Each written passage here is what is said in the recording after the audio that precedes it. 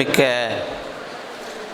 குற்றாலம் பராசக்தி மகளிர் கல்லூரியினுடைய முதல்வர் அவர்களே, தமிழ்துறையினுடைய தலைவர் பேராசிரியர் மகாலட்சுமி அவர்களே, இந்த அருமையான நிகழ்வினை இதனுடைய நோக்கத்தை எடுத்துரைத்த பேராசிரியர் ஐயா மாணிக்கவேல் அவர்களே, இந்த கருத்தரங்கில் தொடர்ந்து எனக்கு பின் உரையாற்ற அமர்ந்திருக்கக்கூடிய பேராசிரியர் நீலகண்டன் அவர்களே, நண்பர் ரவி அவர்களே, உலகத்தமிழ் ஆராய்ச்சி நிறுவனத்தினுடைய பேராசிரியராக இருக்கக்கூடிய சுலோச்சனா அவர்களே, இந்த நிகழ்வில் நன்றியுரை வழங்குவதற்காக அமர்ந்திருக்கக்கூடிய பேராசிரியர் வள்ளியம்மாள் அவர்களே, சிறப்பாக இந்த கருத்தரங்கை ஒருங்கிணைத்து கொண்டிருக்கக்கூடிய பேராசிரியர் பெருமக்களே, பல்வேறு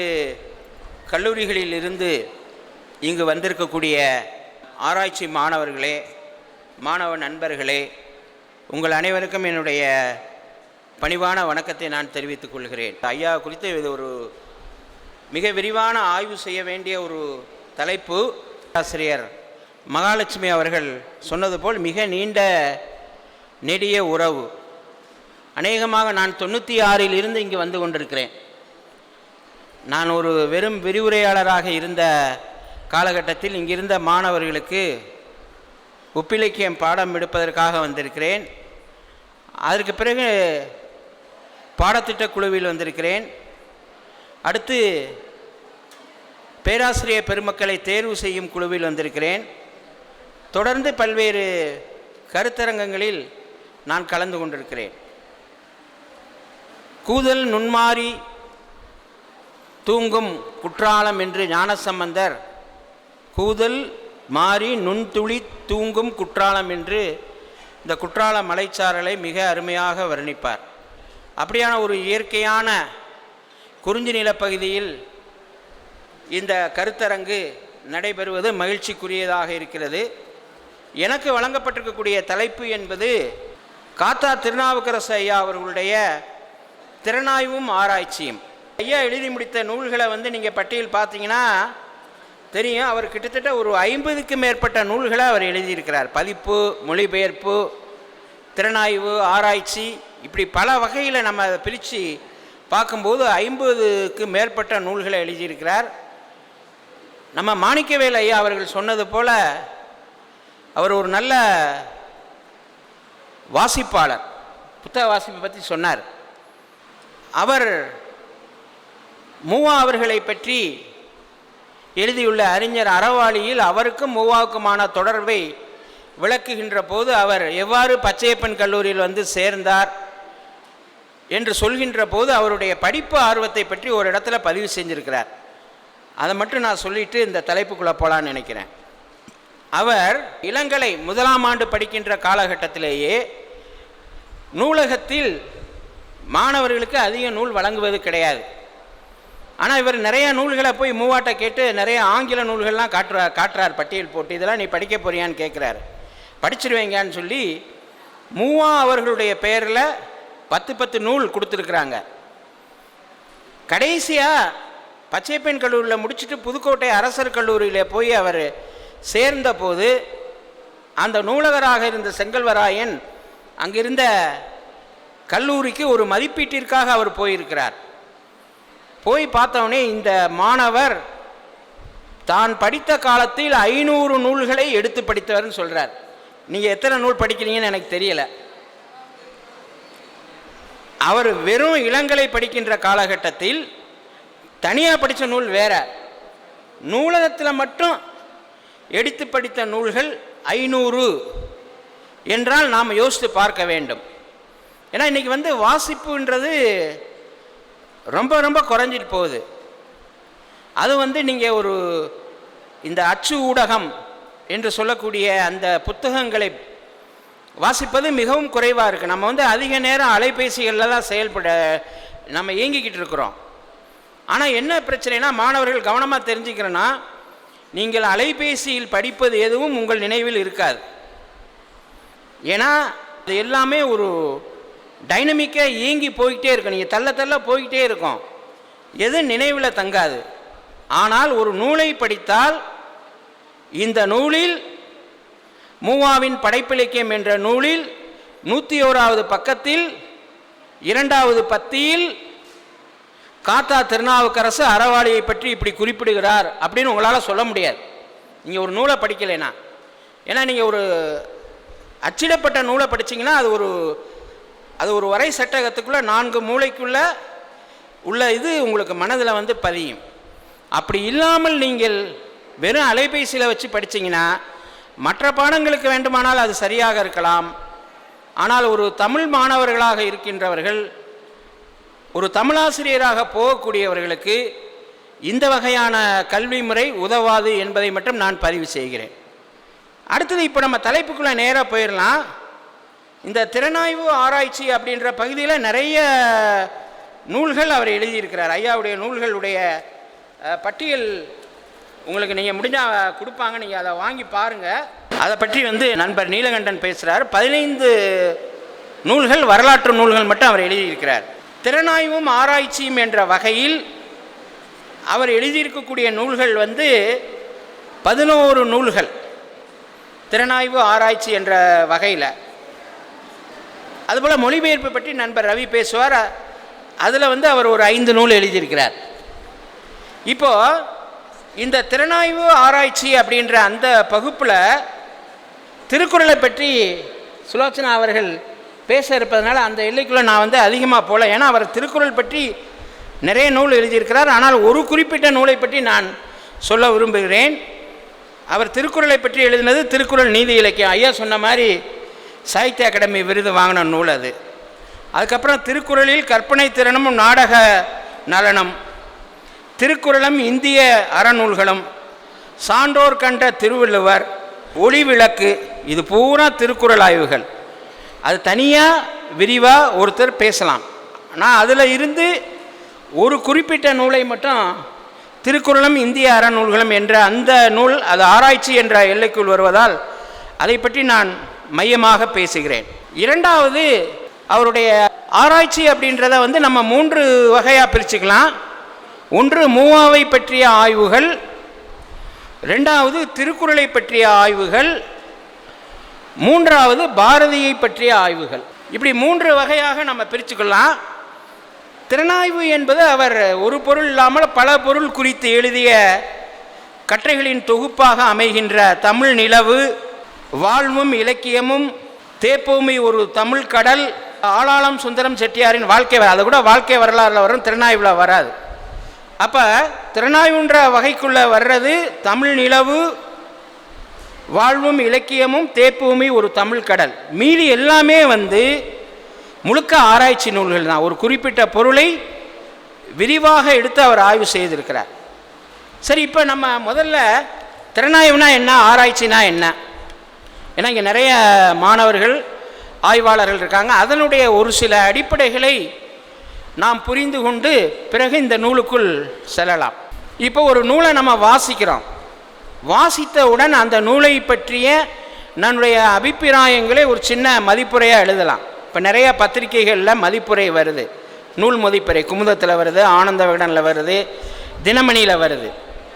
இந்த மதிப்புரை ஒரு நூலை வாசித்து அதனை எழுதக்கூடிய முதல் கட்ட நிலை, அது ஆங்கிலத்திலே ரிவ்யூ என்று சொல்லுகிறோம்.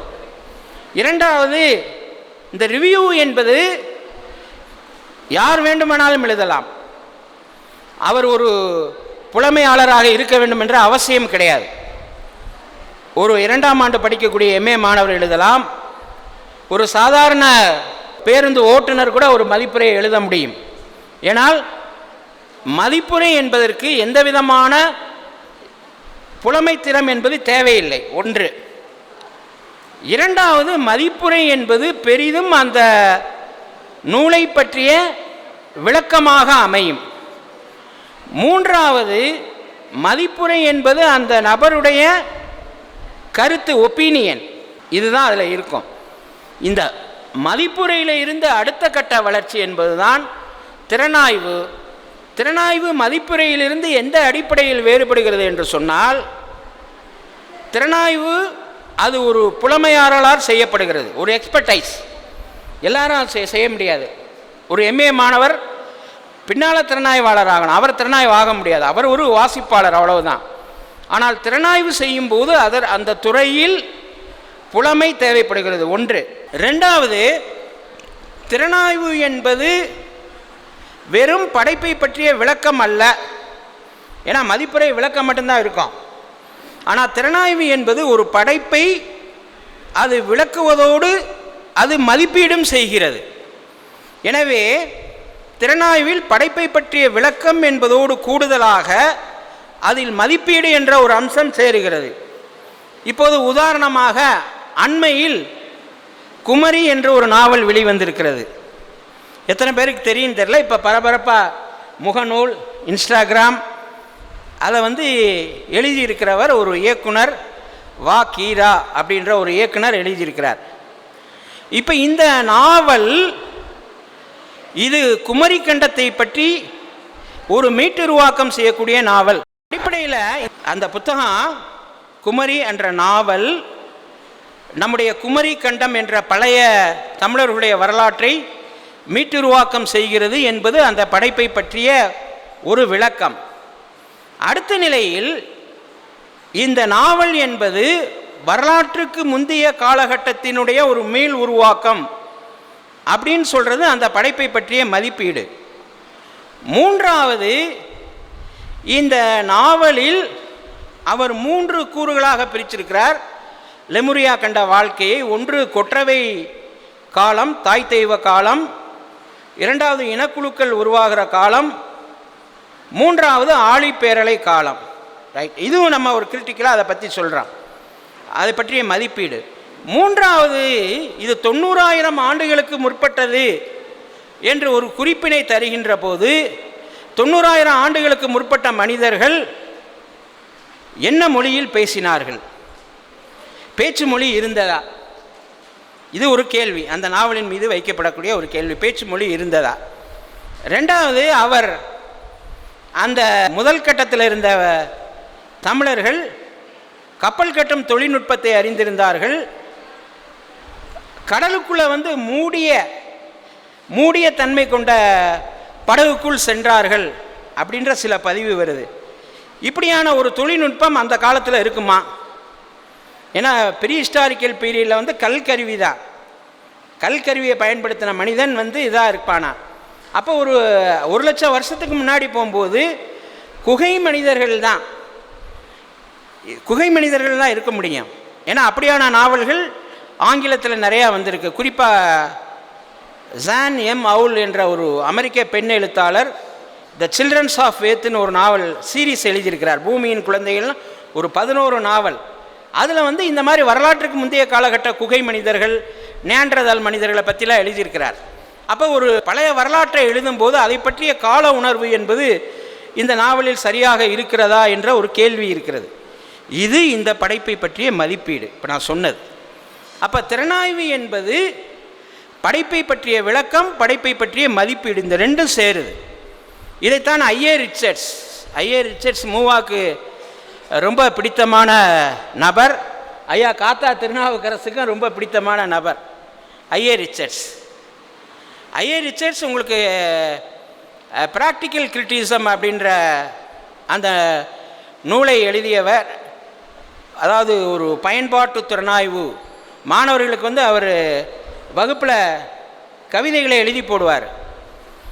அதில் அது சங்க கவிதைன்னு இருக்காது, பாரதியார் என்று இருக்காது, பாரதிதாசன் இருக்காது, குமரகுருபரன் இருக்காது. அது ஆங்கிலத்தில் உள்ள கவிதை எழுதி போட்டு அந்த கவிதையை மதிப்பீடு செய்வார். ஏன்னா ஒரு படைப்பாளியின் பெயரை சொல்லிவிட்டால் அது அதனுடைய மதிப்பு வேறு விதமாக இருக்கும். இது பாரதி எழுதிய கவிதை, அதனால் நாம் அதை குறைத்து சொல்லக்கூடாது என்று நாம் நினைப்போம். எனவே அப்படிப்பட்ட ஐஏ ரிச்சர்ட்ஸ் ஷேக்ஸ்பியரை பற்றி நிறைய எழுதினவர். அவர் வேடிக்கையாக ஒரு கவிதையை சொல்ல நினைக்கிறேன். ஐஏ ஒரு நாள் ஹாக்ஸ் அப்படின்றவர் ஒரு திறனாய்வாளர் சொல்கிறாரு, ஒரு கவிதை எழுதியிருக்கிறார். நேற்றிரவு நான் ஒரு கணா கண்டேன், அதில் அரசு தேர்வு எழுதுவதற்காக தேர்வறையில் ஷேக்ஸ்பியர் அமர்ந்திருந்தார். லியர் அரசன் நாவலில் இருந்து, நாடகத்தில் இருந்து, கிங் லியர் லியர் அரசன் நாவலிலிருந்து ஏராளமான வினாக்கள் வினவப்பட்டிருந்தன. அதற்கு ஷேக்ஸ்பியர் மிக மோசமாக பதில் எழுதினார். ஏனென்றால் அவர் ஐஏ ரிச்சர்ட்ஸை படிக்காமல் வந்தார் அப்படின்னு ஒரு கவிதை இருக்குது.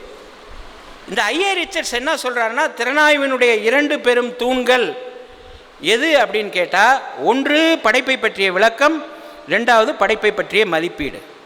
இதுதான் திறனாய்வு. இப்போ 3வது ஆராய்ச்சிக்கு வருவோம். திறனாய்வும் ஆராய்ச்சியும் எப்படி வித்தியாசப்படுது? நல்ல திறனாய்வு ஆராய்ச்சியாக அமையலாம். திறனாய்வுக்கும் ஆய்வுக்கும் என்ன வேறுபாடு அப்படின்னா, திறனாய்வு என்பது சில நேரங்களில் சப்ஜெக்டிவாக தற்சார்போடு இருக்கலாம். இப்போ கானாசு விமர்சன கலைன்னு எழுதியிருக்கிறார். நீங்கள் யோசித்து பார்த்தீங்கன்னா, தமிழில் விமர்சனம் என்ற சொல்லு தான் முதல்ல வந்துச்சு. விமர்சனம்ன்ற சொல்லு இந்த நவீன விமர்சனம் பச்சையப்பா கல்லூரியிலிருந்து தான் தொடங்குது. செல்வகேசராய முதலியார் செய்யுள் வசனம் என்று வியாசங்கள் என்ற பெயரில் எழுதின 2 கட்டுரையிலிருந்து தான் தமிழில் நவீன திறனாய்வு உருவாகுது. ஆனால் கிரிட்டிசிசம் என்ற ஆங்கில சொல்லுக்கு விமர்சனம் என்ற சொல்லுதான் முதலில் பயன்படுத்தப்பட்டது. அந்த சொல்லை பயன்படுத்தியவர் முத்துசிவன். முத்துசிவன் அழகப்பா கல்லூரியிலே பணியாற்றியவர். வட்டத்தொட்டி அமைப்பில் ரசிகமணியினுடைய டிகேசியினுடைய வட்டத்தொட்டி அமைப்பில் இருந்தவர். அவர் அசோகவனம் என்று ஒரு நூலை எழுதினார் கம்பராமாயணத்தை பற்றி. அது தமிழ் விமர்சன வரலாற்றில் ரொம்ப முக்கியமான நூல். அதில் அவர் என்ன பண்ணியிருக்கிறாருன்னா, அரிஸ்டாட்டிலுடைய ட்ராஜடி, அரிஸ்டாட்டில் துன்பியல் நாடகத்திற்கு சொல்லப்பட்ட இலக்கணம் கம்பராமாயணத்திற்கு எப்படி பொருந்துகிறது என்பதை ஒரு அப்ளை பண்ணி அதை ஒரு பயன்படுத்தி எழுதப்பட்ட நூல் அது.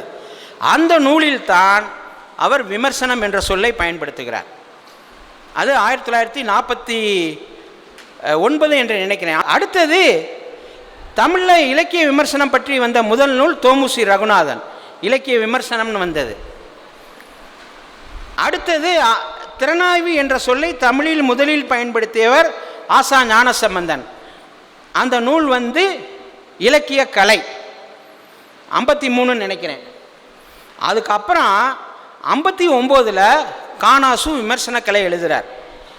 ஏன் கானாசு விமர்சன கலையை பற்றி சொல்கிறேன் அப்படின்னு கேட்டிங்கன்னா, விமர்சனம் என்பது சப்ஜெக்டிவாக தற்சார்போடு அமையலாம். ஏன்னா அந்த நூலில் சொல்கிறாரு கானாசு, திறனாய்வு என்பது திறனாய்வாளனுடைய மன விருப்பத்திற்கேற்ப இருக்கலான்றார். ஏன்னா அவரே சொல்லுவார், கானாசு சொல்லுவார், தமிழில் எந்த நாவலும் இல்லைம்பார். அதுக்கப்புறம் ஒரே ஒரு நாவல் தான் வந்திருக்கு, அது நான் எழுதிய பொய்த்தேவன்னு சொல்லுவார். அப்புறம் தமிழில் சிறுகதை ஆசிரியர்னு சொல்லி ஒரு 10 பட்டியலை கொடுப்பார். அதில் பெரும்பாலும் பிராமண பட்டியலர்களாக இருப்பார். போனால் போதுன்னு சில வேளை புதுமை பித்தனை சேர்ப்பார். இன்னொரு தடவை சொல்லும்போது புதுமை பித்தனை கழட்டி விட்டுருவார். இது இந்த மாதிரியான குறைபாடுகள் திறனாய்வில் இருக்கும். ஆராய்ச்சி என்பது திறனாய்விலிருந்து அடுத்த கட்டத்தில் இருப்பது. ஆராய்ச்சி என்பது உண்மையை கண்டறிவது. உள்ளதன் நுணுக்கம் ஆய்வு என்று தொல்காப்பியர் சொல்வார். நுணுகி ஆராய்ச்சி பண்ணுறது உள்ளதன் நுணுக்கம். ஒன்று விருப்பு வெறுப்புகளுக்கு அப்பாற்பட்டது, அப்ஜெக்டிவ். புறவயத்தன்மை என்பது முக்கியமானது. ஆராய்ச்சியில் நம்ம விலகி நின்று பார்க்கணும்.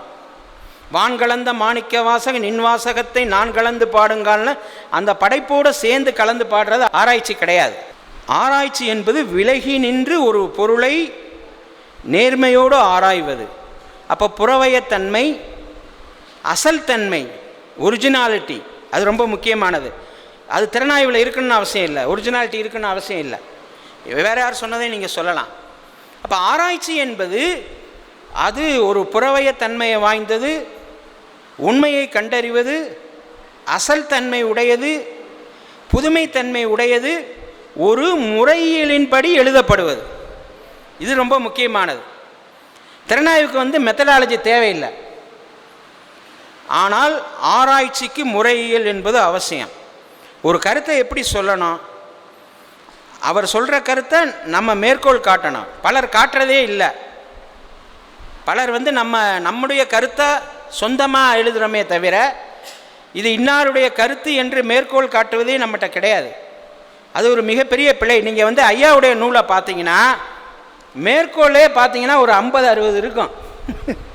அடுத்து படித்த நூல்களுடைய பட்டியல் கொடுப்பார். அப்போ ஒரு மிகப்பெரிய வாசிப்பு. அப்போ ஆராய்ச்சி என்பது ஒரு முறையியல் அடிப்படையில் புறவயத்தன்மையோடு ஒரு பொருளை அணுகி ஆராய்வது, அது திறனாய்வினுடைய அடுத்த கட்ட வளர்ச்சி. இது ரொம்ப முக்கியமானது. ஆராய்ச்சிக்கு ஒரு முறையில் இருக்கிறது. ரெண்டாவது, ஆராய்ச்சி என்பது ஒரு கோட்பாட்டு பயன்பாட்டோடு இருக்க வேண்டும். அது ஒரு தியரிட்டிக்கல் அப்ளிகேஷன். ஆராய்ச்சி என்பது ஒரு கொள்கையை அடிப்படை சார்ந்த ஆய்வு. அது ரொம்ப முக்கியமானது. அப்போ திறனாய்வு என்பது ஒரு படைப்பின் ஒரு குறிப்பிட்ட அம்சத்தை தான் பேசும், இலக்கியத்தின் பொது அமைப்பை பேசாது. ஆனால் இலக்கிய கொள்கை என்பது இலக்கியத்தின், ஐயாவே இந்த நூலில் ஒரு இடத்துல சொல்கிறார், இலக்கியத்தின் தோற்றம், வடிவம், பொருள் ஆகிய இலக்கியத்தின் பொது பண்புகளை பேசுவது தான் இலக்கிய கொள்கை. தேப்போமியை பற்றி எழுதும்போது அவர் சொல்கிறார். அப்போ ஆராய்ச்சி என்பது இலக்கிய கொள்கை அடிப்படை சார்ந்து இருக்க வேண்டும். அதுக்கு ஒரு தியரிட்டிக்கல் பேஸ் அப்படின்னு நம்ம சொல்கிறோம். அது ரொம்ப முக்கியம். ஆராய்ச்சியினுடைய கடைசியில் நீங்கள் ஒரு கொள்கையை உருவாக்க வேண்டும், உங்களுடைய முனைவர் பட்ட ஆய்வு இறுதியில், முடிவில். அது ரொம்ப முக்கியமானது. இது திறனாய்வுக்கும் ஆராய்ச்சிக்குள்ள வேறுபாடு. இப்போ ஐயா காத்தா திருநாவுக்கரசு அவர்களை பொறுத்த அளவில் அவர் ஒரு நம்ம ஆய்வாளர்களை வகைப்படுத்துகின்ற போது அவர் ஒரு கல்வி புலம் சார்ந்த ஆய்வாளர், ஒரு அகடமிக் ஸ்காலர். அவருக்கு வேறு விதமான எந்த விதமான முத்திரைகள் கிடையாது. இப்போ கைலாசபதி அகடமிக் கிரிட்டிக், ஸ்காலர் கிரிட்டிக்னாலும் அவர் ஒரு மார்க்சிய திறனாய்வாளர். சிவத்தம்பி ஒரு அகடமிக் கிரிட்டிக், ஸ்காலர் கிரிட்டிக்னாலும் அவர் ஒரு மார்க்சிஸ்ட் கிரிட்டிக்ஸ். அவர் மார்க்சிச அடிப்படையில் இலக்கியத்தை பார்த்திருக்கிறார். அது நம்ம மறுக்க முடியாது. அது மாதிரி சிலர் சில கொள்கை நிலை சார்ந்து எழுதக்கூடியவர்கள். இப்போ கைலாசபதியோ, சிவத்தம்பியோ, வானமாமலையோ, ரகுநாதனோ, அவங்களுக்கெல்லாம் ஒரு மார்க்சியம் என்ற ஒரு ஒளி விளக்கின் அடிப்படையில் அவர்கள் பார்க்கிறார்கள். இப்போ தமிழவனை போன்றவர்கள் ஸ்ட்ரக்சரலிசம் அடிப்படையில் இலக்கியத்தை பார்க்குறாங்க, அமைப்பியல்னு ஒரு கொள்கை. ஆனால் நம்ம காத்தா திருநாவுக்கரசு ஐயாவை பொறுத்த அளவில் அவர் அந்த விதமான எந்த விதமான ஒரு கொள்கை சார்பு நிலையும் இன்றி முழுக்க ஒரு கல்வி புலம் சார்ந்த ஆய்வாளராக இருக்கிறார். ஒன்று. ரெண்டாவது விஷயம் நீங்கள் பார்த்தீங்கன்னா, மூவாவை பற்றி அவர் சொல்லும்போது, மூவா எந்த கட்சி சார்புமற்ற பொது உடைமை கருத்துக்களை பேசக்கூடியவர்பார். அது மாதிரி ஐயாவுக்கும் எந்த கட்சி சார்பும் கிடையாது, எந்த பொலிட்டிக்கல் கமிட்மெண்ட்டும் இல்லை. ஒருவேளை அவர் நீலகண்டன் சொல்லணும், ஒருவேளை அவருக்கு ஒரு திராவிட இயக்க சார்பு நிலை இருக்குதான், நான் பார்க்கல, அவர் சொல்லுவார என்னமோ தெரியல. ஆனால் நான் அந்த எனக்கு கிடைத்த நூல்களினுடைய வாசிப்பில் அவர் எந்த விதமான ஒரு பொலிட்டிக்கல் ஸ்டாண்ட், அரசியல் நிலைப்பாடு இல்லாத முழுக்க ஒரு கல்வி புலம் சார்ந்த விமர்சகராக தென்படுகிறார். ரெண்டாவது, அவருடைய அந்த ஆராய்ச்சி பரப்பு எந்த ஆய்வு முறைக்குள் இருந்து அவர் செயல்படுறார் அப்படின்னா, அவர் மூவாவினுடைய மாணவர். அப்போ மூவா என்ன வகையான ஒரு முறையில் பின்பற்றினாரோ கிட்டத்தட்ட அதே விதமான முறையில் அந்த திறனாய்வு வீச்சுக்குள்ளிருந்து தான் அவர் செயல்படுறார். இப்போ பொதுவாக திறனாய்வை மரபு வழி திறனாய்வு, நவீன திறனாய்வுன்னு பிரிப்பாங்க ரெண்டா.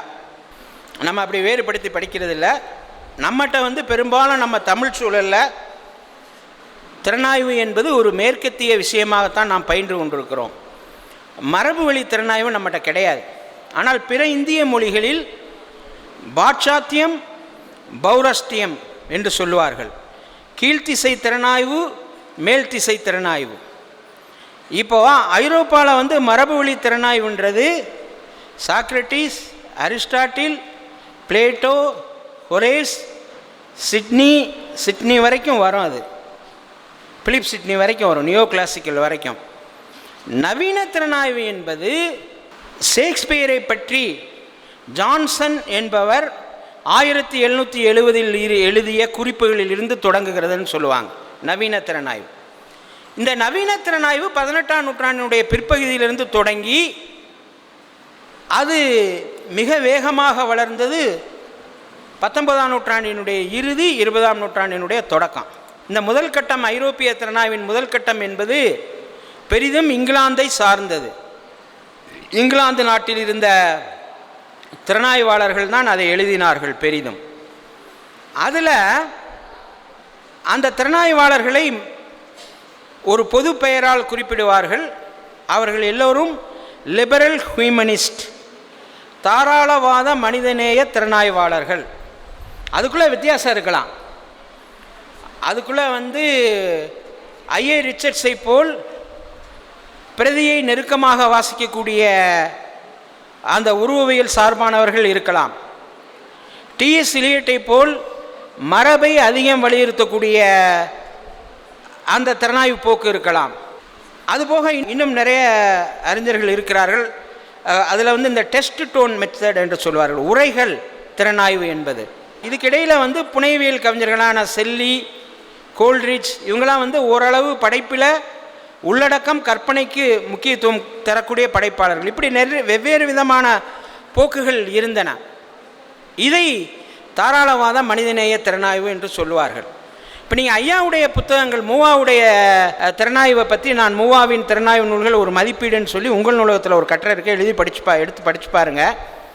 கிட்டத்தட்ட அதே விதமான ஒரு நோக்கு நிலையிலிருந்து அவருடைய மாணவர் என்பதால் ஒரு தாராளவாத மனிதநேய போக்குள்ள ஆங்கில திறனாய்வாளர்கள் I A Richards, T S Eliot, Abercrombie, Winchester, இப்படி இலக்கியம் பற்றி எழுதிய ஒரு 5 மேனாட்டு திறனாய்வாளர்களுடைய கோட்பாடுகளின் அடிப்படையில் இருந்துதான் அவர் நம்முடைய இலக்கியத்தை ஆய்வுக்கு உட்படுத்தியிருக்கிறார். ஒன்று. ரெண்டாவது விஷயம் நீங்கள் பார்த்தீங்கன்னா, அவருடைய இந்த ஆய்வுகள் எல்லாம் பெரும்பாலும் திறனாய்வினுடைய விளக்கமுறை திறனாய்வு என்ற வகைக்குள் வரக்கூடியன. மூவாவை போல விளக்கமுறை திறனாய்வு, டெஸ்கிரிப்டிவ் கிரிட்டிசிசம் என்று சொல்லக்கூடிய முறையில் அது அமைந்தவை. கோட்பாட்டு பயன்பாட்டின் அடிப்படையில் ஒரு குறிப்பிட்ட கோட்பாட்டை, மார்க்சியமோ அமைப்பியலோ உருவவியலோ, அப்படி ஒரு குறிப்பிட்ட கோட்பாட்டை அதை பயன்படுத்தி எழுதப்பட்ட ஆய்வுகள் எதுவும் இல்லை. ஆனால் எந்த திறனாய்வு முறை சிறந்தது என்று மூவா சொல்லும்போது ஒரு கருத்தை அவர் சொல்லுகின்றார். ஒரு இலக்கியத்தை படித்து நாம் அதிலிருந்து பெற்ற அனுபவத்தின் அடிப்படையில் சில விதிகளை உருவாக்குவது, அதாவது அது ஆங்கிலத்தில் டிடக்டிவ் கிரிட்டிசிசம் என்று சொல்லுவார்கள். அதாவது விதிகளை வைத்து ஒரு படைப்பை ஆராய்வது இண்டக்டிவ் கிரிட்டிசிசம். சில அளவுகோல், மார்க்சிய அளவுகோல், உளவியல் அளவுகோலை வச்சு ஆராய்ச்சி செய்கிறது இண்டக்டிவ். ஒரு இதை எடுத்து அதை அப்ளை பண்ணி பார்க்குறது. அப்படி இல்லாமல் இலக்கியத்தை பொதுநிலையில் ஆராய்ந்து அதிலிருந்து விதிகளை உருவாக்குவது, அது வருநிலை திறனாய்வு முறை. இது செலுத்து நிலை, அது வருநிலை. செலுத்து நிலை அல்லது விதிநிலைன்னு வச்சுக்கோங்க. இந்த டிடக்டிவ் கிரிட்டிசிசம் என்பது தான் ஐயாட்டா இருக்குது. அப்போ ஐயாவினுடைய காத்தா திருநாவுக்கரசு ஐயாவுடைய திறனாய்வு அல்லது ஆராய்ச்சி போக்கு என்பது ஐரோப்பிய தாராளவாத மனிதநேய திறனாய்வாளர்களின் கருத்துக்களை அடிப்படையாக கொண்டு அமைந்திருக்கிறது. அவை பெரிதும் விளக்கமுறை திறனாய்வாக இருக்கிறது. மூன்றாவதாக, அந்த ஆராய்ச்சிகள் திறனாய்வுகள் எல்லாம் ஒரு நூலை ஆராய்ந்து அந்த நூல்களிலிருந்து விதிகளை வருவிக்கக்கூடிய வருநிலை, விதிகளை வருவித்தல் திறனாய்வு முறை சார்ந்து இருக்கிறது. சரி, இப்போ அடுத்தது நம்ம நேராக அந்த ஆய்வுக்குள்ளே போயிடுறோம். அவருடைய ஆராய்ச்சியில் முதல்ல மூவாவை பற்றிய ஆராய்ச்சி. ஏன்னா அவர் மூவாவுடைய மாணவர். அவருடைய ஆராய்ச்சி தலைப்பே மூவாவின் படைப்பிலக்கியம். அது இப்போ எல்லாம் புத்தகமாக வந்திருக்கு, நீங்கள் நெட்டில் கூட போய் பாருங்கள். இது எல்லாமே அப்லோட் பண்ணியிருக்காங்கன்னு நினைக்கிறேன், எல்லாமே டிஜிட்டலைஸ் பண்ணியிருக்காங்க, நீங்கள் போய் பாருங்கள். இந்த மு வரதராஜரானின் படைப்பிலக்கியம் என்பதுதான் அவருடைய முனைவர் பட்ட ஆய்வேடு. இதில் அவர் நல்ல ரொம்ப, ஏன்னா அவர் படைப்பாளரோடு நெருக்கமானவர் என்பதால் அந்த படைப்பை ரொம்ப நுணுக்கமாக ஆய்வு செய்து சில புதிய முடிவுகளுக்கு வந்திருக்கிறார். இப்போ உதாரணமாக அவர் இந்த ஆராய்ச்சி நூலில் முதல்ல காலம் எது, காலமும் படைப்பாளியும், அந்த பிரச்சனையை எடுத்துக்கிறார். ஏன்னா ஒரு காலம்தான் ஒரு படைப்பாளியை உருவாக்குகிறது. ஏன்னா மார்க்சியம் அதைத்தான் சொல்லும். நீங்கள் எந்த பிரதியை ஆராய்ச்சி செய்கின்ற போது லொக்கேட் எ டெக்ஸ்ட் இன் அ கான்டெக்ஸ்ட், ஒரு பணுவலை அதன் காலச்சூழலில் வைத்து பார்ப்பது என்பதுதான் மார்க்சிய திறனாய்வின் அடிப்படை. ஐயா மார்க்சிய திறனாய்வு இல்லை, இருந்தாலும் மூவாவை ஆராய்ச்சி செய்யும் போது மூவா எந்த காலகட்டத்தை சார்ந்த கவிஞர் படைப்பாளி என்பதை முதல் ஏழில் அவர் ரொம்ப தெளிவாக விளக்கிறார். 1927 to 47, அப்போ இந்திய சூழல், தமிழ் சூழல். அப்போ அந்த காலகட்டத்தில் மேலோங்கி இருந்த சிந்தனை என்ன, அதை மறுமலர்ச்சி, ரெனேசான்ஸ். மறுமலர்ச்சியினுடைய கூறுகள் என்ன, அது செக்குலர், அது சமய சார்பற்றது, மனித நேயத்தை போற்றுவது, மரபை மீட்டுருவாக்கம் செய்வது, கலைப்பண்பு உடையது. இப்படி ஒரு 5 கூறுகளை அவர் சொல்கிறார். எனவே அவர் ஒரு மறுமலர்ச்சி காலகட்டத்தை சார்ந்த ஒரு படைப்பாளி ஒன்று. ரெண்டாவது, இந்த படைப்பாளிக்கு உந்துகோல் யார், தூண்டுகோல் யார்? அவர் காலத்தின் குரலாக இருந்தாலும் சிலர் அவர்களை பாதித்திருப்பார்கள். அந்த வகையில் இவரை பாதித்த படைப்பாளர்கள் யார், அவரை இன்ஃப்ளூயன்ஸ் பண்ணவங்க. ஒரு வகையில் இது தாக்க ஆய்வாகவும் இருக்குது. அவர் ஒப்பிலக்கிய வார்த்தைகளை பயன்படுத்தலை, ஆனால் மூவாவிடம் தாக்கம் செலுத்திய படைப்பாளிகளையும் அவர் இதிலே அவர் குறிப்பிடுகிறார். குறிப்பாக பெர்னார்ட் ஷா. பெர்னார்ட் ஷாவினுடைய கருத்துக்களை அவர் பல இடங்களில் எடுத்து காட்டியிருக்கிறார். குறிப்பாக பெர்னார்ட் ஷாவை சீராளர் என்ற ஒரு பாத்திரத்தின் வாயிலாக பேச வச்சிருக்கிறார். அதுக்கு ஒரே ஒரு நிறையா சொல்லியிருக்கார். ஒன்று சொல்கிறேன், பெர்னார்ட் ஷா என்ன சொல்கிறாருன்னா, பிச்சைக்காரர்களுக்கு பிச்சை போடக்கூடாது, பிச்சை போட்டு மேலும் பிச்சைக்காரர்களாக ஆக்குவதை விட நாம் ஏன் பிச்சைக்காரர்களாக இருக்கிறோம், இதற்கு காரணம் யார் என்று அறிந்து அந்த சமூகத்தை எதிர்த்து போராட செய்வதுதான் ஒருவனுடைய வேலை என்று பெர்னார்ட் ஷா சொன்னதை சீராளர், அது அநேகமாக மண்குடிசை நினைக்கிறேன், எந்த நாவல் எனக்கு நினைவில்லை, அதில் சொல்கிறத எடுத்து காட்டுறார். இன்னொரு முக்கியமான தகவல் என்னன்னு கேட்டிங்கன்னா, பெர்னார்ட் ஷா மூவாவுக்கு ஒரு கடிதம் எழுதியிருக்கிறார். இது ஒரு ஆச்சரியம், ஐயாவுக்கு தெரிஞ்சிருக்கான், எனக்கு அது ஒரு புதிய விஷயமாக தெரிஞ்சது. பெர்னார்ட் ஷா உலகம் போற்றும் மாபெரும் சிந்தனையாளர், கலைஞர், பெரிய நாடக ஆசிரியர். அவர் மூவா அவர்களுக்கு 1949 ஒரு கடிதம் எழுதியிருக்கிறார். ஏன்னா நீங்கள் பெர்னார்ட் ஷாவின் தாக்கம் இருக்குன்னு சொன்னால் ஒரு எவிடன்ஸ் கொடுக்கணும். தாக்கம் அப்படின்னு சொன்னீங்கன்னா அந்த தாக்கத்துக்கு என்ன காரணம், அதுக்கு ஒரு சான்று கொடுக்கணும். அது மாதிரி இவர் 49 மூவா ஐயா அவர்களுக்கு பெர்னார்ட் ஷா எழுதின கடிதத்தை காட்டியிருக்கிறார். மூவா காத்தா ஐயாவுக்கு காட்டியிருக்கிறார். அவர் ஃபுட்நோட்டில் போடுறார், அடைப்புக்குறியில் போடுறார். அப்போ இந்த மாதிரி பெர்னார்ட் ஷாவினுடைய தாக்கம் இருக்கிறது. அதுபோல் ஆங்கில நாவலாசிரியர்கள் சோமர்செட் மாம், ஹெச்ஜி வெல்ஸ் ஆகியோருடைய தாக்கம் இருக்கிறது. தாகூர் காண்டேகர், இந்திய எழுத்தாளர்களில் தாகூர் காண்டேகருடைய தாக்கம் இருக்கிறது. இதையும் அவர் நுணுக்கமாக பல இடத்துல சொல்கிறார். இதில் என்ன அப்படின்னு கேட்டிங்கன்னா, சோமர்செட் மாமினுடைய தாக்கம் எப்படி இருக்கிறது அப்படின்றதுக்கு ஒரு சின்ன உதாரணம் என்னென்னா, சோமர்செட் மாமோ பெர்னார்ட் ஷாவோ அவர்கள் படைப்புக்குள் ஒரு பாத்திரமாக வருவார்கள். அதுபோல் மூவா தன்னுடைய நாவலுக்குள் அறவாளி என்ற பாத்திரமாக வருகிறார். அவர் சொல்கிறார், அல்லி, கயமை, ஒரு 3 நாவலில் அறவாளி பாத்திரம் வருது. இந்த அறவாளி யார் அப்படின்னு ஒரு கேள்வி கேட்குறார். ஒரு ஆராய்ச்சியில் சிக்கல் அப்படின்றது ரொம்ப முக்கியமானது, ஆய்வு சிக்கல். நீங்களாம் ஆராய்ச்சி கட்டுரை எழுத போகிறீங்க, முதல்ல ஆய்வு சிக்கல் அப்படின்றது ரொம்ப முக்கியமானது. இது மாதிரி இந்த நூலில் சில ப்ராப்ளத்தை ஐடென்டிஃபை பண்ணுறார். அறவாளி யார், இது ஒரு கேள்வி. அறவாளி யார் அப்படின்னா சில பேர் என்ன சொல்கிறாங்கன்னா, அறவாளி திருவிக்கா ஒரு கருத்து. சில பேர் இல்லை, ஐயாவுக்கு ராமதீர்த்தர் அப்படின்னு ஒரு மௌனசாமின்னு சொல்கிற ஒரு ராமதீர்த்தர்கிட்ட ஐயாவுக்கு தொடர்பு இருந்தது, அதனால் அவர் ராமதீர்த்தரா அப்படின்னு ஒரு கேள்வி.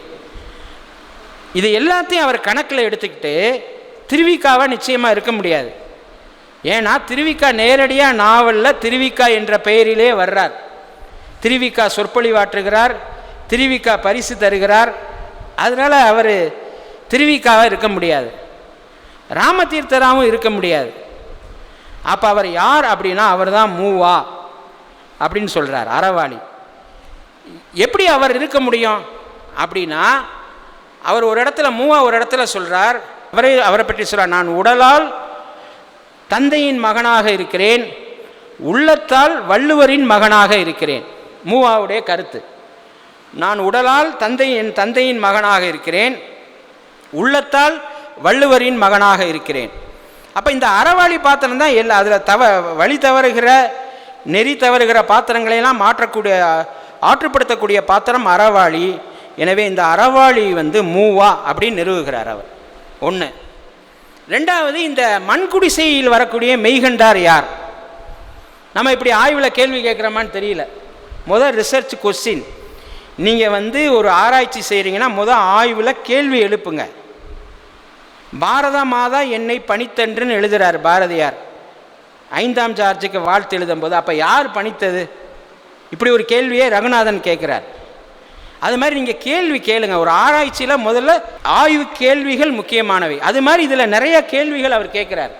கேட்டு அதுக்கான விடையை காணும்போது தான் அந்த ஆராய்ச்சி வருது. அப்போ அவர் என்ன சொல்கிறாருன்னா, மெய்கண்டார் ராமதீர்த்தன்ற முடிவுக்கு வர்றார். அது உள்ளே போய் நீங்கள் படிச்சுக்குங்க. அப்போ இது மாதிரி சில அடிப்படையான கேள்விகளை எழுப்பி இவர் இதில் சொல்கிறார். அடுத்தது, இந்த நாவல்கள் எல்லாமே கருத்து விளக்க நாவல், நாவல் ஆஃப் ஐடியாஸ். அது ஒரு மதிப்பீடு திறனாய்வில் ரொம்ப முக்கியமானது. இது என்ன வகையான நாவல்? சமூக நாவல், வரலாற்று நாவல், உளவியல் நாவல் அப்படிலாம் நம்ம சொல்கிறோம்ல. மூவாவுடைய நாவல்கள் என்னென்னா கருத்து விளக்க நாவல். அதனால தான் அதில் பாத்திர படைப்புன்றது ரொம்ப வலுவிழந்து இருக்குது. அவரே சொல்கிறார், மூவாவின் நாவல்களில் வரக்கூடிய பாத்திரங்கள் எல்லாம் மனித சிந்தனையின் பிரதிபலிப்புகள். அது ஒவ்வொரு பாத்திரத்தையும் ஒரு குறிப்பிட்ட கருத்தின் பிரதிநிதியாக நியமிக்கிறார். கயமை என்ற வள்ளுவருடைய கருத்தை வெளிப்படுத்துவதற்கு ஒரு பாத்திரம், ஆணவம்ன்ற பண்பை வெளிப்படுத்துறதுக்கு ஒரு பாத்திரம். இப்படி கருத்து நிலைகளின் உருவகமாக அவர் பாத்திரங்களை பயன்படுத்தியிருக்கிறதுனால யதார்த்தமான உயிர் துடிப்புள்ள பாத்திரங்கள் அதில் கிடையாது. ரெண்டாவது, அடுத்து மூவாவினுடைய பாத்திரங்கள் யார் அப்படின்னா எல்லாருமே நடுத்தர வர்க்கத்தினர் தான். Lower middle class, upper middle class. அது தவிர கீழே உழைக்கும் மக்களை பற்றிய எந்த பதிவும் இல்லை. சும்மா ஒரு ரெண்டு போகிற இடத்துல வருதுன்றதை க்ளீனாக சொல்லிடுறார், வெளிப்படையாக சொல்கிறார். அடுத்தது, மூவாவினுடைய நாவலினுடைய ஸ்பேஸ், ஒரு நாவலினுடைய களம் என்ன அப்படின்னா, அவர் சென்னை மாநகர நாவலாசிரியர். அவர் நாவல் எங்கே சுற்றினாலும், கல்கத்தா போனாலும் சரி, காசிக்கு போனாலும் சரி, கடைசி மெட்ராஸில் சேர்ந்துடும். அது அவர் ஒரு சென்னை பெருநகர இது அவர் கோட் பண்ணுறாரு. அப்படி தனிநாயக அடிகளார் சொல்லியிருக்கிறார், சேவியர் தனிநாயக அடிகளார் அப்படி அவரை சொல்கிறார். அதனால் அதை அவர் சொல்கிறார். இந்த நாவலில் எல்லாம் சென்னை நகர வெளியை கொண்டிருக்கின்றன. அடுத்தது, நாவலில் எத்தனை பாத்திரங்கள் வருகின்றன. ஆனால் இது பிரச்சனைக்குரிய சீசு செல்லப்பா இதை அஞ்சரைப்பட்டி ஆராய்ச்சின்னு சொல்லுவார். ஏன்னா மதுரை யூனிவர்சிட்டியில் நாங்கள் படிக்கிற காலத்தில் சீசு செல்லப்பா அங்கே மூவா நாவல்களை பற்றிய புத்தகங்கள்லாம், அகிலன் ஆய்விடங்கள்லாம் பார்த்துட்டு, நீங்கள் செய்வது அஞ்சரைப்பட்டி ஆய்வு அப்படின்ட்டார். அது மாதிரி இதில் ஒரு சின்ன தகவல் நான் இதுக்காக சொன்னேன், நகைச்சுவைக்காக. மூவாவினுடைய நாவலில் மொத்தம் 254 பாத்திரங்கள் இருக்கின்றன. ஆண் பாத்திரங்கள் 143, பெண் பாத்திரங்கள் 111. இப்படி நுணுக்கமாக டீட்டெயில் நம்ம எப்படி இப்படி உள்ளதன் நுணுக்கமாக இப்படி டீட்டெயில் நம்ம எடுக்கிறோமா? நீங்கள் எத்தனை பேர் ஆய்வு பண்ணுறீங்க, பண்ணி முடித்தவங்களாம் இருக்கிறீங்க, இப்படி ஒரு டேட்டா எடுக்கிறோமா அப்படின்றது ஒரு தகவலுக்காக சொல்கிறேன். அடுத்தது, இந்த கருத்து விளக்க நாவல்கள்னு சொன்னேன். அந்த கருத்து விளக்கம் எல்லாமே வள்ளுவ தத்துவம் தான். வள்ளுவத்தின் ஒளி நிலையிலின்று தான் அவர் இந்த நாவல்களை எழுதியிருக்கிறார்னு சொல்கிறார். அதுக்கப்புறம் இதில் இந்த நாவலுடைய கதை பின்னல், கதை கூற்றுமுறை, இதை பற்றியெல்லாம் சொல்லியிருக்கிறாரு. அது இன்றைய காலகட்டத்திற்கு இப்போ வேறு வேறு விதமாக போயிடுச்சு. கதை பின்னல் ஆராய்ச்சி செய்யக்கூடிய முறை, கதையினுடைய இதெல்லாம் நாவலினுடைய எடுத்துரைப்பியல், நெரேட்டாலஜின்றது வேறு வகையாக போயிடுச்சு. ஆனால் அவர் ஒரு மரபான அடிப்படையில் அதையெல்லாம் விளக்கம் செஞ்சுருக்கிறாரு. ஆனால் சில இடங்களில் அவர் மூவா அவருடைய ஆசிரியர்ன்றனால கொஞ்சம் பாராட்டு முறை திறனாய்வு அந்த ஆராய்ச்சியில் இருக்குது. அதை வேணால் நம்ம நான் ஒரு ஆராய்ச்சியாளன்ற முறையில் அதை சொல்லணும். எப்படின்னா, ஒரு 2 இடம் மட்டும் நான் சொல்கிறேன். முறை திறனாய்வை பயன்படுத்துகின்ற போது நம்முடைய மரபான தொல்காப்பிய அடிப்படையும் பயன்படுத்துகிறார். இப்போ உதாரணமாக இந்த கருத்து விளக்க புதினங்கள் நம்ம சொல்கிறார் இல்லையா, கருத்தை சொல்கிறது ஒரு அறவுரை சொல்கிற நோக்கத்தில் எழுதுறதுனால மூவாவின் நாவல்கள் வாயுரை வாழ்த்து என்பதற்கு தந்துள்ள விளக்கம், தொல்காப்பியனார் வாயுரை வாழ்த்து என்பதற்கு தந்துள்ள விளக்கம் புதினங்களின் மூலம் சமுதாய நோய்களை போக்குவதற்கு மூவா மருந்தளிக்க முயன்ற முறைக்கு பெரிதும் பொருந்துவதாகும். வாயுரை வாழ்த்தை கொண்டு போய் தொடர்படுத்துகிறார் பாருங்கள். ஒரு நவீன இலக்கியத்தை பழைய தொல்காப்பியருடைய இதில் போய் அவர் தொடர்படுத்துகிறார். இப்போ பாருங்கள், ஒரு இடத்துல அகல் விளக்கை பற்றி சொல்லும்போது செறிவான கதைப்பின்னலை கொண்டதாக அகல் விளக்கை படைத்துள்ளார். எப்படி செறிவுன்றது இல்லை, அது ஒன்று. அப்புறம் இதே மாதிரி இன்னொரு நாவலை பற்றி சொல்லும்போது செறிவான கதை பின்னலோடு கலையழகு வாய்ந்த கட்டுக்கோப்பும் இப்புதினத்திற்கு அமைந்துள்ளது, அது ஒன்று. இன்னொரு இடத்துல என்ன சொல்கிறாருன்னா, தலை சிறந்த புதினமாக புகழ் பூத்து விளங்குகிறது அப்படின்னு சொல்கிறார். இப்போ இது மாதிரியான கமெண்ட்ஸ் அப்புறம் இன்னொரு இடத்துல அது மணிமகுடமாக திகழ்கிறதுன்னு சொல்கிறார். இந்த மாதிரியான ஸ்டேட்மெண்ட் நம்ம பொதுவாக ஆராய்ச்சியில் சொல்லக்கூடாது. ஆராய்ச்சியில் இப்படியான பாராட்டு உரைகள் என்பது இருக்கக்கூடாது. அது அவருடைய பேராசிரியன்றனால சொல்லிட்டார். அது இப்போ அதோட முடிச்சிடுறேன். அடுத்து ரொம்ப முக்கியமான ஆராய்ச்சி திருக்குறளை பற்றி உள்ளது. இந்த இந்திய அறநூல்களும் திருக்குறளும் இது ரொம்ப மிக முக்கியமான நூல். இதில் அவர் என்ன பண்ணுறாருன்னா, திருக்குறளை தர்மசாஸ்திரங்கள், சம்ஸ்கிருதத்தில் வேதங்களுடைய இணைப்பாக இருக்கக்கூடிய தர்மசாஸ்திரங்கள், 2வது மனு தர்மம், 3வது சமணர்களுடைய இந்த அஷ்டாங்கம் என்ற சமணர்களுடைய ஆகம நூல், 4வது புத்தருடைய தம்மபதம், 5வது. இந்த 5ஓடும் ஒப்பிட்டு இந்த 5க்குள் அடங்காத ஒரு தனி நூலாக எப்படி திருக்குறள் இருக்கு. அதான் இது ரொம்ப முக்கியமான புத்தகம். இதில் என்ன அப்படின்னு கேட்டிங்கன்னா, இதில் ஒப்பீட்டு முறை முழுக்க பயன்படுத்தியிருக்கிறார். எங்கெல்லாம் ஒற்றுமை இருக்கோ, இப்போ உதாரணமாக தர்மசூத்திரங்களை இதையும் ஒப்பிடுறார். தர்மசூத்திரங்களை ஒப்பிட்டு அதுக்கு முன்னாடி இதில் இந்த நூலில் ஒரு மிக முக்கியமான கட்டுரை இருக்குது. என்ன சொல்கிறாருன்னா, இந்த அறம்பொருள் இன்பம் திரிவர்க்கம், அறம்பொருள் இன்பம் என்று நீதியை சொன்ன நூல்கள் இந்திய மொழிகளில் உலகில் எதுவும் இல்லை. முதல்ல அதை அவர் நிறுவுகிறார். இப்படி 3 பொருளை பேசுகிறது அப்படின்றது கிடையாது. நீங்கள் சாணக்கியர்களுடைய நூலில் திரிவர்க்கம் அப்படின்னு சொல்கிற மாதிரி ஒரு வார்த்தை பிரயோகம் இருந்தாலும் அது திருக்குறளை போர் அறத்தையும் பொருளையும் இன்பத்தையும் பேசவில்லை. எனவே அறம்பொருள் இன்பம் என்ற இந்த வகையான ஒரு பாகுபாடு என்பது தமிழ் மரபிலிருந்து உருவானது அப்படின்னு ஒரு கருத்தை சொல்கிறார். முதல்ல பொதுவாக சொல்லும்போது ஒப்பிட்டு இந்திய அளவில். 2வது தர்மசூத்திரங்கள் எல்லாமே அது பிராமண சமூகத்தின் நலனுக்காக சொல்லப்பட்டவை.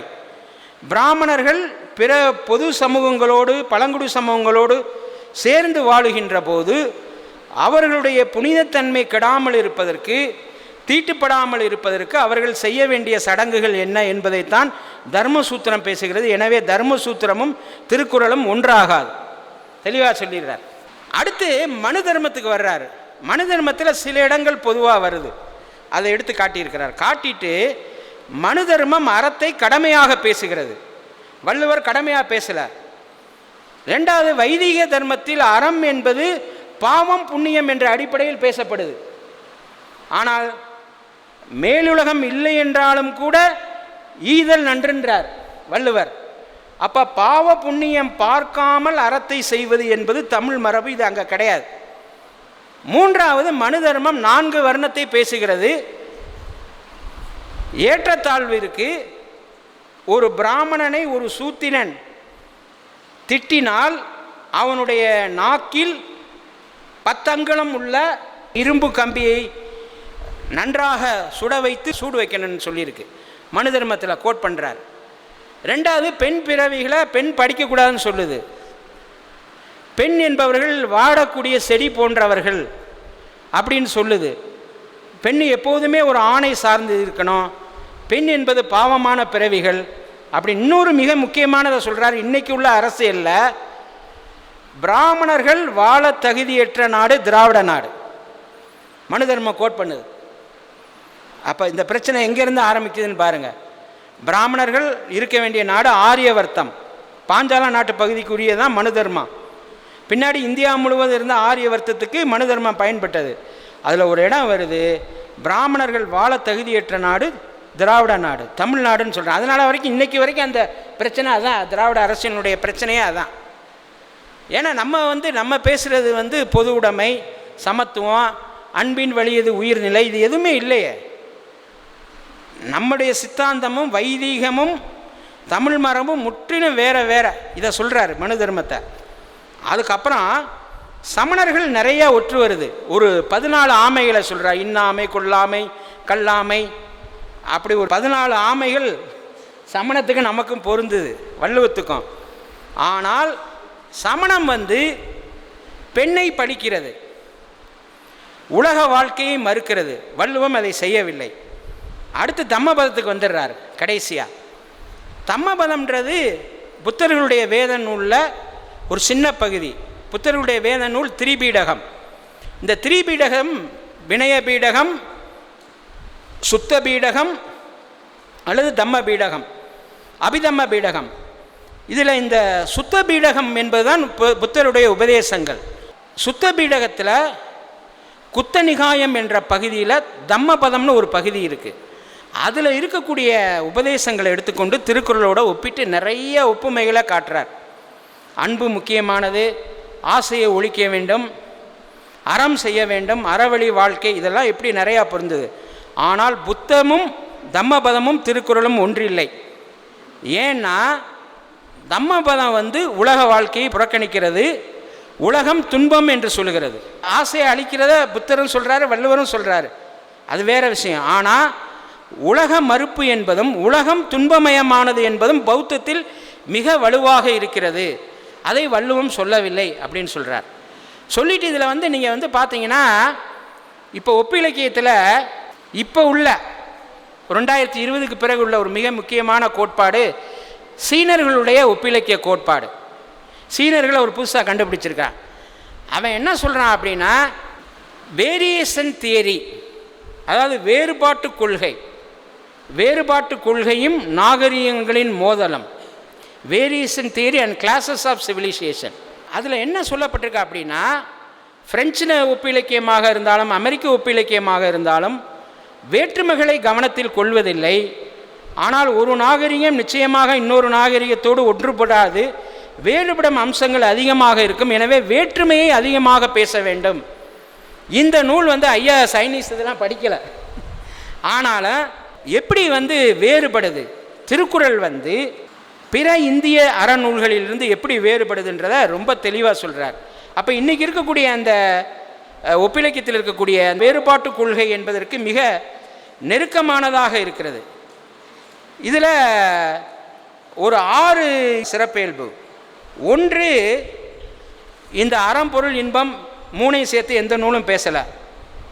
ரெண்டாவது, ஒரு குறிப்பிட்ட மதத்திற்குரிய அறத்தை பேசவில்லை. மற்ற நூல்லாம் மத சார்பான அதான், இது செக்குலர். மூணாவது அவையெல்லாம் சமய சார்பற்றவை, இது சமய சார்பற்றவை, ரைட்டு. அடுத்தது, வாழ்க்கையை உடன்பாட்டோடு ஏற்றுக்கொள்கிறது, வாழ்க்கையை வெறுக்கவில்லை. அடுத்தது, மன தூய்மை ரொம்ப முக்கியமானது. அடுத்தது, அறிவுறுத்துவதோடு இலக்கிய நயமும் இருக்குது. இப்படி ஒரு 6 இதை சொல்லி திருக்குறள் எப்படி தனித்துவமானது, மற்றதுலேருந்து வேறுபடுது. அப்போ இந்த சீனர்கள் சொல்லக்கூடிய புதிய ஒப்பிலக்கிய கோட்பாட்டின் அடிப்படையில் திருக்குறள் ஆய்வு என்பது ஒரு வேறுபாட்டு கொள்கையின் அடிப்படையிலும் நாகரிகங்களுக்கு இடையிலான உறவை பேசக்கூடிய அடிப்படையிலும் இந்த ஆய்வு அமைந்திருக்கிறது என்பதை, இது அல்லாமல் அவர் செய்த ஆய்வுகள் ரொம்ப முக்கியமானவை. தேப்போமியை பற்றி அவர் எழுதியிருக்கக்கூடிய புத்தகம் ரொம்ப முக்கியமான புத்தகம், தேப்போமி ஒரு தமிழ் கடல். அதுபோல் அவர் மற்ற திறனாய்வுகளில் எழுதினதில் நப்பிண்ணையை பற்றி எழுதிய கட்டுரை ரொம்ப முக்கியமான கட்டுரை. அவர் நப்பிண்ணைன்றது தமிழ் மரபில் உருவான ஒரு கண்ணன் தொன்மம். 7 காளைகளை அடக்கி நப்பிண்ணையை கண்ணன் திருமணம் செய்தான்றது வட இந்திய மரபில் இல்லை. இந்த நப்பிண்ணையில் இருந்து தான் ராதை வந்திருக்கும்னு அவர் சொல்கிறார். அது ஒரு முக்கியமானது. கடைசியாக பாரதியை பற்றி அவர் செய்த ஆய்வில் பாரதியின் தாக்கம் தமிழ் கவிதையில் அப்படின்றது ரொம்ப முக்கியமான புத்தகம். பாரதிக்கு பிறகு பாரதியினுடைய பாடுபொருள்கள், தேசியம், புரட்சி, பொது உடைமை, தமிழ் உணர்வு, இதெல்லாம் எப்படி தொடர்ந்து பாரதிதாசன் பரம்பரையினர், தமிழ் ஒளி, ஜீவா போன்ற பொது உடைமை பரம்பினர்களை தொடங்குது. அவருடைய குயில் பாட்டு தொடங்கி வைத்த குறுங்காப்பிய மரபு எப்படி தொடங்குச்சு, வளர்ந்திருக்கு, வசன கவிதை எப்படி வளர்ந்திருக்குன்னு சொல்லி பாரதி என்ற ஒரு ஊற்று அது எப்படி ஒரு மகாநதியாக பேர் இயக்கமாக வளர்ந்திருக்கிறது என்பதை அந்த நூல் காட்டுகிறது என்று சொல்லி பேராசிரியர் காத்தா திருநாவுக்கரசு ஐயா அவர்கள் தமிழ் இலக்கியத்திற்கு மிக முக்கியமான பங்களிப்பை செய்திருக்கிறார்கள். அவருடைய ஆய்வுகள் தொடர்ந்து பேசப்பட வேண்டும் என்ற ஒரு கருத்தை சொல்லி என்னுடைய உரையை நிறைவு செய்கிறேன். நன்றி, வணக்கம்.